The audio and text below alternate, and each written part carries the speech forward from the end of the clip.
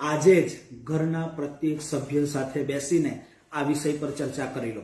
કોઈને પણ કોરોના થઈ શકે છે, ગમે ત્યારે થઈ શકે છે, અને થાય ત્યારે શું કરવું આ પણ ખબર હોવી જોઈએ। બચવાના ઉપાયોની ચર્ચા રોજે રોજ કરીએ છીએ, ચોક્કસ બચી શકશું। પણ જો કોરોના થઈ જાય, ઘરના કોઈ પણ સભ્યને થઈ જાય, 14 દિવસ માટે તેને એકલા રહેવું પડે, તો કઈ રીતે એના મનને મજબૂત રાખશે, આ શીખવા જેવું છે। 3 અની વાત કરીશ। સૌથી પહેલું, પ્રત્યેક વ્યક્તિ પોતાના મનને એ બાબતથી મજબૂત કરી લે કે અવિચલ રહેવું છે, વિચલિત નથી થવું। અચાનક કોરોના થઈ જાય, પોતાને થઈ જાય, ઘરના સભ્યોને થઈ જાય, અંગતને થઈ જાય, તે વખતે વિચલિત નથી થવું, વ્યક્તિ પોતે મનથી મજબૂત રહે। ગીતામાં જેમ અર્જુન એમ કહેતો હતો ને કે નકાંક્ષે વિજયમ કૃષ્ણ, જ્યારે મનથી મરી ગયો ને ત્યારે તે વખતે ભગવાને સ્પષ્ટ કહ્યું, હતોમાં પ્રાપ્યસી સ્વર્ગમ। મનને મજબૂત કરવું છે, પહેલા વિચારી લો કોરોના થઈ શકે છે, ગમે ત્યારે થઈ શકે છે, બીમારી સામાન્ય છે એવું માનીને મનને બનાવી લો, તો મનથી મજબૂત રહેવાશે। તેથી વિચલિત નથી થવું, અવિચલિત રહેવું છે। બીજું, અડગતાથી મનને આજે કહી લો, કદાચ બીમારી મને પોતાને પણ થઈ જાય તો હું જીતી શકીશ, જીવી શકીશ, અને બીમારીને હરાવવા માટે હું સક્ષમ છું, મારું શરીર સક્ષમ છે। આવું મનને મજબૂત કરવું પડશે।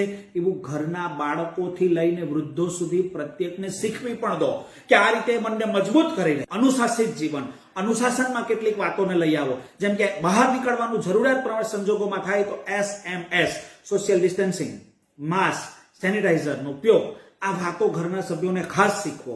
ઘરની અંદર રોજે રોજ 3 ગની આદત પાડો, ગોલ્ડન મિલ્ક, સવાર સાંજ, હળદરવાળું દૂધ, ગળાની કાળજી માટે થઈને કોગળા, આ ખાસ હોય, ઉકાળો અને ગરમ પાણી આખા દિવસના વ્યવહારમાં, આ 3 ગની આદત પાડો। અને ખાસ ઘરના પ્રત્યેક વ્યક્તિને શીખવો 3 અ, વિચલિત નથી થવું, અવિચલ રહેવું છે, અડગ રહેવું છે, હું જીતીશ, જીવીશ, આ શીખવો।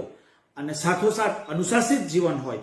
આ 3 બાબતો જો આપણે આપણા ઘરના સભ્યો સાથે બેસીને ચર્ચા કરી હશે તો માણસ અચાનક જ્યારે ઘર પર આફત આવી પડે, અચાનક સ્નેહીજન પર આફત આવી પડે, ત્યારે માણસ મનથી મજબૂત રહે।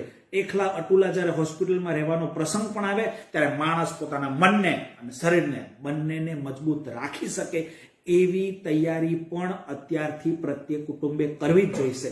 ભગવાનને પ્રાર્થના કરીએ કે સૌ કોઈ સાજા રહે, સૌ કોઈ આ રોગને હરાવવા માટે સક્ષમ બને, પણ આવી પડવાની આફતની પૂર્વ તૈયારી રૂપે પણ આવી પણ તૈયારી આપણા ઘરના સભ્યો સાથે માનસિક કરાવડાવી એ આવશ્યક છે। તેથી ફેકલ્ટી ઓફ અવેરનેસ તરફથી હું રાહુલ ભારત આપ સૌને વિનંતી કરું છું કે એવું વાતાવરણ ઘરમાં ઊભું કરીએ કે હકારાત્મક ઉર્જાનું સર્જન થાય, અવિચલ, અડગ અને અનુશાસિત જીવન પ્રત્યેકનું થાય એવું વાતાવરણ ઘરમાં ઊભું કરી શકીએ તો કોરોનાના જંગને આપણે જીતી શકશું। નમસ્કાર।